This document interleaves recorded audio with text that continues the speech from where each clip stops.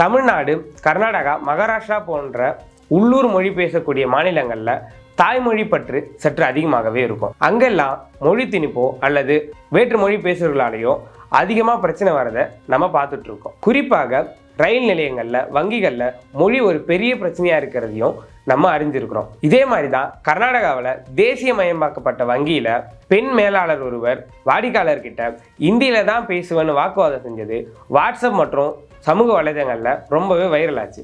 பின்னர் வேறு மாநிலத்திற்கு பணியிட மாற்றம் செய்யப்பட்ட அந்த பெண் கன்னட மொழியில் மன்னிப்பு கேட்டு வீடியோ வெளியிட்டது கர்நாடக மக்களுக்கு பெரும் ஆத்திரத்தை உண்டாக்குது. தமிழ்நாட்டில் கூட வங்கிகள்லையும் ரயில் நிலையங்கள்லையும் இதே மாதிரி பிரச்சனை தலை தூக்கியதை நம்ம பார்த்துக்கிட்டு இருக்கோம். இதற்கெல்லாம் முற்றுப்புள்ளி வைக்கிற விதமாக மத்திய நிதியமைச்சர் நிர்மலா சீதாராமன் அவர்கள் ஒரு அறிவுறுத்தலை வழங்கினார். அதில் வங்கிகளில் பணிபுரியக்கூடியவர்கள் உள்ளூர் மொழிகளை கற்றிருக்க வேண்டும் என கூறியுள்ளார். இது மக்களிடையே பரவலாக வரவேற்பை பெற்றுள்ளது.